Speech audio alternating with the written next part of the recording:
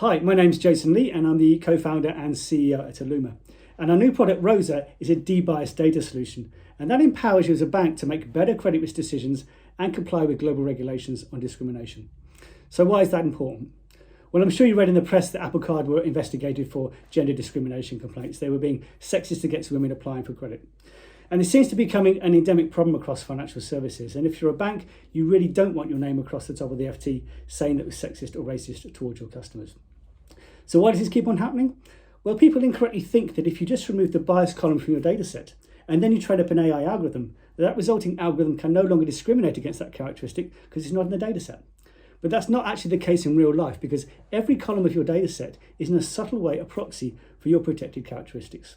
So you can see in this example here, although age isn't listed, BMI is. Well, older people tend to have a higher BMI number naturally.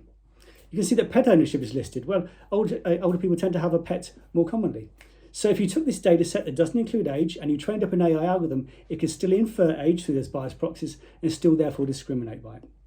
So if your data is poisoned with these proxies, that puts you in a really difficult position with regard to global regulation. For instance, in Europe you have GDPR that places an obligation on data processors to prevent bias in automated decision-making systems. You also have EU regulations on gender-neutral car and life insurance pricing, for instance. And so we know a lot of banks are very hesitant right now to train up new models because they know their data is biased with these proxies, and they're going to fall foul of the regulators.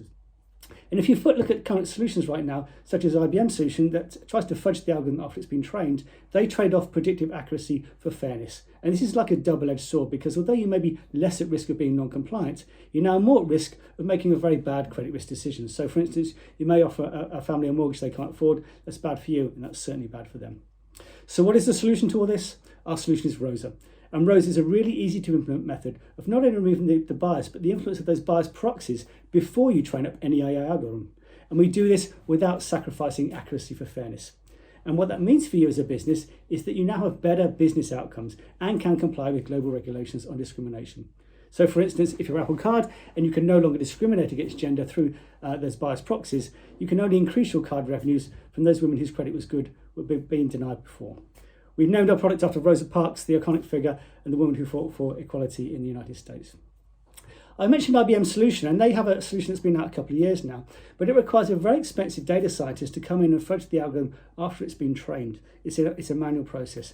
Ours is completely automated. It's a fit and forget solution you can insert automatically in your data analytics pipeline. We also don't trade fairness for accuracy, so a clear differentiator there. But we also empower the banks with explainability. This isn't just a black box solution. And we give them a permanent, immutable record so they actually demonstrate to the regulators how and when the bias removal took place and that they are compliant with current and emerging regulation. Our vision is to really help remove bias and discrimination in automated decision-making systems globally. And as such, the Accenture program has been fantastic in providing the perfect platform to accelerate our growth. Our initial target market is financial institutions making credit risk decisions in retail banking and insurance, and the exposure we've been given has been absolutely fantastic. Later markets include things like life sciences and clinical trials, healthcare with patient pathways, and even government public services, although we're even talking to HMRC right now via the programme. And our strategic intent is to scale hard and fast through multiple rounds of funding to an exit with an incumbent prime, maybe one of the big four, for instance, who are looking for competitive differentiation and really want to offer a solution to their customers for compliance with biased regulatory audits. The Accenture FinTech Lab has been absolutely amazing for us. The feedback we've had has been immense when we've really recognised that the financial institutions really have a need for our solution. They really see the value of what we have, and they know that regulatory fines are on the horizon probably within the next 12 months. So if they're not doing something in the next 6 months, they know they're going to be on the back foot. So they really see us as being the insurance policy that empowers them to comply and avoid these fines. We've also been told by some of the mentors that the FCA should be given our software, even for free, in order to drive exponential growth, as the banks will need to buy our solution in order to understand how they operate. And we've been very privileged to engage with 11 of the business mentors, many of whom have given us multiple sessions. These include people like Damien Sutcliffe, the ex-CIO of Goldman Sachs. We've also been able to engage with 16 of the partner financial institutions on the programme, with all of them now targeting opportunities to test Rosa, which is absolutely amazing for us. And the feedback to date has been fantastic from some of the senior leaders in the banks, with one in particular saying, Jason, we know we have to do this now, or at least very, very soon. I'm going to leave you with a slide that summarises our solution, Rosa. And if you do want to find out any more information, please contact me. My email is jason.lee@illumr.com. Thank you.